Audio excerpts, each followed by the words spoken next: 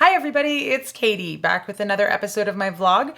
And of course it's Sunday, so it's time for the Cinema Club Sunday Roundup. We only actually watched 4 movies this week, which surprised me a lot because we've been totally stuck inside because of the horrendous air quality, because of all the wildfires going on in the state of Oregon right now.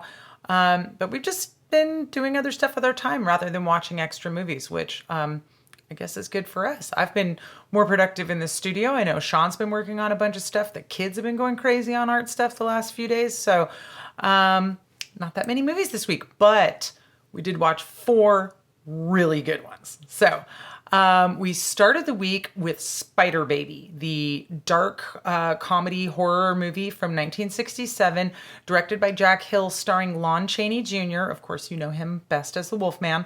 But he's been in so many things, hasn't he? He plays the caretaker for this family, the Mary family, and every kid in the Mary family has this disease or ailment or predicament where they start to regress like backwards down the evolutionary ladder as soon as they hit, I think, puberty. So he's living in the house taking care of the 3 like teenaged and young adult Mary children who are pretty wild and out of control and getting into some total craziness. The son in the family, whose name is Ralph, is played by a very young Sid Haig, who of course you will know as Captain Spaulding from House of a Thousand Corpses, etc. He does an incredible job in his role. And then he has 2 sisters who are pretty creepy and wonderful, and it's got a lot of really great elements to it. Some distant relatives show up. They want to, they're scheming to try to get the inheritance of the family money, but they don't really realize that they're in for a little bit more than they bargained for when they show up at the house because, of course, these kids from the Mary family are devolved, and they're doing things like Ralph is catching a cat and feeding it to people for dinner, and there's like a side of bugs with the cat and like weeds from the garden and stuff. There's also older relatives who are living down in the basement who may or may not be cannibals. I don't want to, as usual, go too far into the plot details, but really excellent, dark, funny. There's a lot of stuff going on. We just really enjoyed the hell out of watching this movie. I always recommend it to people who are looking for weird older horror. It definitely fits the bill for that. So, Spider Baby, 1967. Total classic. The next day after that, we watched Paint Your Wagon for Western Wednesday. I had actually given the kids their choice between 2 musicals. I said we can watch Annie Get Your Gun or Paint Your Wagon. And they actually chose Annie Get Your Gun, but it turns out that movie is not available on streaming. So we had to go for the second choice, Paint Your Wagon, but absolutely nobody was disappointed because, you guys, this is a stone cold classic. It's almost 3 hours long. It is a musical. It's based on a Lerner and Loewe Broadway musical from the 1950s, and then it was adapted into the film in 1969. Starring Lee Marvin and Clint Eastwood, who both sing their own parts in the movie, and Gene Seberg, who apparently was dubbed with someone else's voice. Lee Marvin is a pretty bad singer, but he gives it his all. Clint Eastwood is actually a great singer. He's got a great voice. Almost sounds like he could have been a crooner. The plot is pretty great. Lee Marvin and Clint Eastwood become mining partners. Clint Eastwood's character doesn't even have a name in the movie. He's just called Partner, or Ben's partner. So Ben and Partner are mining partners in this Wild West town called No Name City, which is supposedly in California, but apparently the movie was mostly filmed in Baker County, Oregon. So that's interesting. Anyhow, No Name City is one of these cities where it's a mining town and there's only men. There's absolutely no women. So a Mormon comes to town with his 2 wives, and every man in town sits up and takes notice and is like, wait a minute, why does that guy get 2 wives when none of us even have one? And through some interesting plot maneuvering, the Mormon guy agrees to sell one of his wives, played by Gene Seberg, at auction in the mining camp and they decide to use mining rules to stake your claim over this woman instead of traditional wedding vows. And Lee Marvin's character is very drunk, and he accidentally pays twice as much as the last highest bidder and buys himself a wife. Then it unfolds that Clint Eastwood's character partner has fallen in love with her because they're all living very closely together because they're mining partners, and then Ben is married. Partner falls in love with Ben's wife, and then there's this scene right in the middle of the movie where they basically agree to become a throuple, and suddenly she's got two husbands, which was great because, of course, as soon as the Mormon guy showed up with two wives early in the movie, Jimmy, watching the movie, was like, hey, wait a minute. So if a man can have multiple wives in that religion, can a woman have multiple husbands? And I was like, nope, doesn't work like that. And he was like, well, that's not fair. Someone should be able to have more than one husband. And I'm sitting there going, don't say it, don't say it. Let them find out by watching the movie. So sorry, guys, I spoiled it for you, but it's a pretty known plot point of the movie. I will not tell you what happens in the second half of the movie. Ben and partner get into some scheming in the mining camp, and they've got a pretty great plan, and got to watch the movie if you want to find out what happens, but it's pretty great. It's really funny. It's got great flow. It's got a really interesting supporting cast. Of course, all the townspeople are the chorus of the musical, and so every time there's a big musical number, they break into song as well. Fantastic fun. We totally loved it. The only, I would say, downside is the length of the movie is long enough that we had to break it up into two viewing sessions. We just watch hour and a half one night and then rest of it the next night. There is actually a proper intermission in the movie, but they didn't include it wherever we streamed it from. I guess a lot of streaming services don't feel the need to include original intermissions with movies because they're like, well, you can pause it whenever you want. So Paint Your Wagon. That was our Western Wednesday this week. I actually don't know what we're going to watch for Western Wednesday next week, and we might be flipping into Musical Wednesday instead. The kids really dug Paint Your Wagon, and they were like, do you have other musicals to show us? And I was like, oh boy, do I have other musicals to show you. So the obvious next follow-on from Paint Your Wagon has to be Seven Brides for Seven Brothers for that ultimate let's buy or steal women out in the Wild West feeling. Sorry, Mom, we can't wait for you to come visit to watch that one. I know you wanted to watch it with us, but these dang COVID travel restrictions and, the wildfire on top of that as well. I don't know when my mom's going to come visit. But anyhow, so we might be watching that next week, or we might go back into the Western catalog and pick something else up. Of course, we haven't touched on hardly any. I mean, I've showed the kids about, 15, 16 Westerns now, and I mean, there's hundreds, and hundreds that are worth watching, actually. So who knows? I guess stay tuned for next week to find out what we wind up watching. After we finished up with Paint Your Wagon 2 nights in a row, it was Henry's pick, and once again, he was the one who picked Cape Fear. So this time we were watching the 1991 version, directed, of course, by Martin Scorsese, starring Robert De Niro, Nick Nolte, Jessica Lange, and Juliette Lewis. Great cameos also in this movie by Robert Mitchum and Gregory Peck, who are the stars of the original movie. It was really fun to watch this one. Of course, we just watched the original, I think a week ago, maybe a week and a half ago. So it was very fresh in our minds. And it was really cool to be able to watch it with the kids and then talk about afterwards, what did we like that was updated? What didn't we like? What worked? What didn't work? So first of all, Robert De Niro is terrifying in this role as Max Cady. I mean, he is just so gross and so awful and so and especially the scenes where he's interacting with Juliette Lewis and the way she is playing back towards him. Whew, boy, you guys, that made me feel real uncomfortable. Of course, because this is an update that's been made 30 years after the original, Scorsese is able to show a lot more in the movie, which had to be implied in the original movie. So the 1991 Cape Fear is much more graphic in terms of both sexual and violent content. It does make it feel scarier because it's that much more in your face. I also think as scary as Robert Mitchum is in the role of Max Cady, and he is very scary. Go back and watch my video from 2 weeks ago. He's very effectively frightening in this role.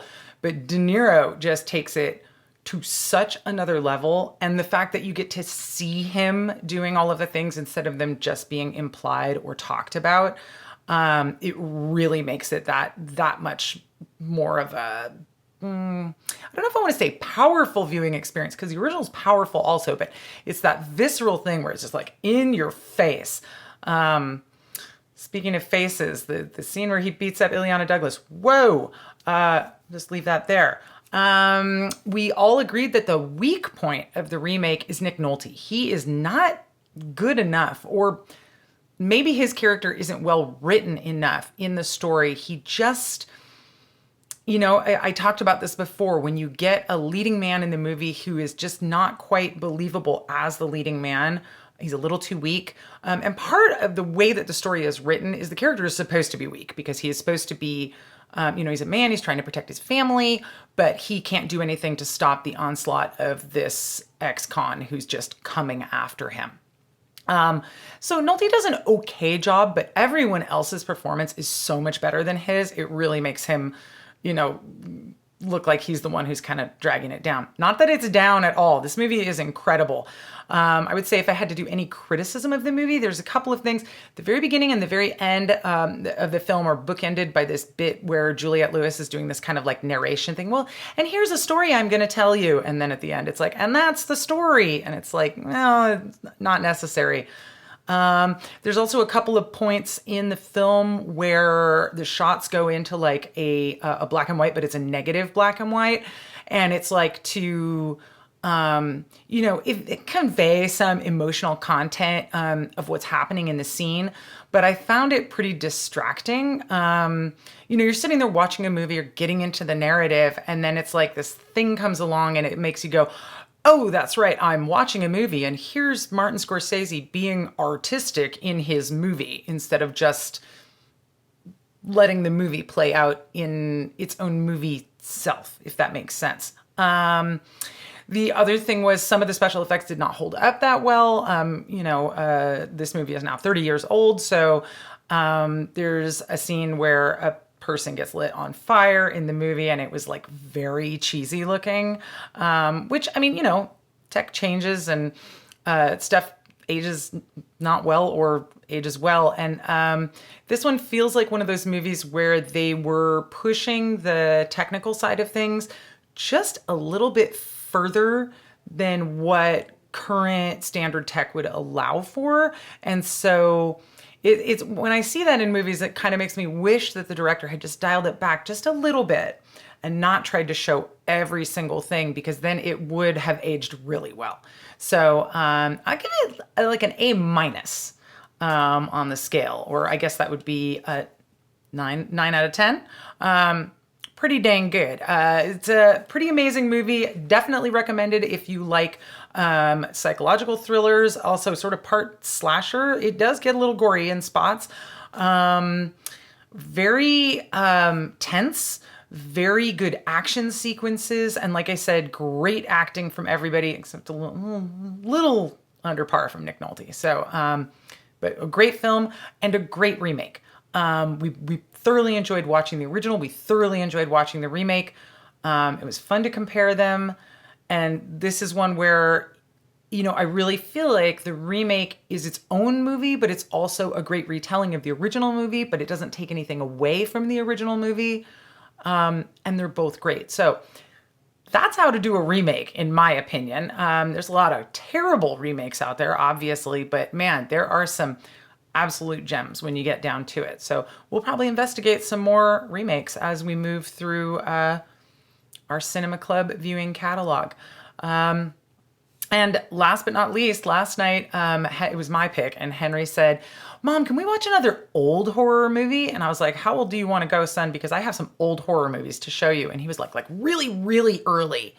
And I was like, all right, you got it. So we watched from 1932, Freaks, directed by Todd Browning, who of course also directed Dracula, starring Bela Lugosi. If you don't know about Freaks, this is a very controversial, at the time that it came out, It is a movie telling the story of love and betrayal and revenge, all set in a circus and starring a handful of just Hollywood actor types, but most of the cast is comprised of actual circus freaks and performers and people with varying levels of physical disability that are pros at, putting on a show around what their disability is.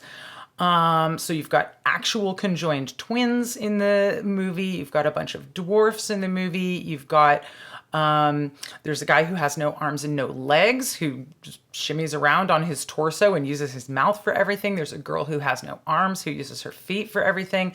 There is a guy who has no bottom half of his body, so he walks around on his hands and does everything, that way. And there's a bunch of pinhead characters, and there's a human skeleton character. There is a hermaphrodite character. So there's all sorts of actual circus freaks in this movie. And apparently, when it first was made in 1932, this was so far beyond the pale of like what polite society would allow for. First of all, the movie was heavily edited.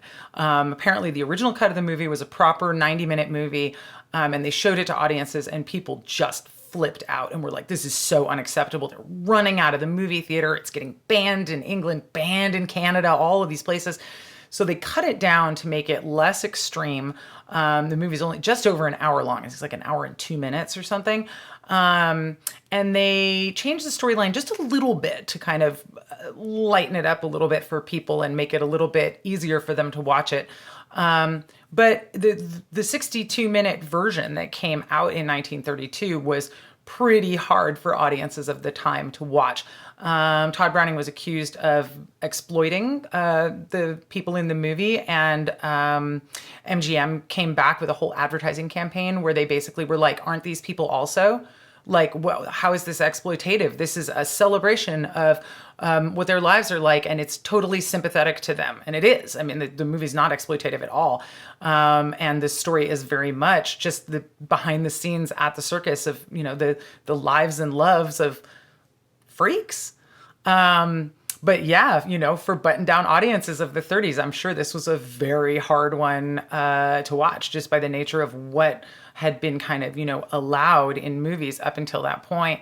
So it was met with a ton of controversy when it came out. It was basically buried, and then it was brought out again. I think in the 60s it was re-released.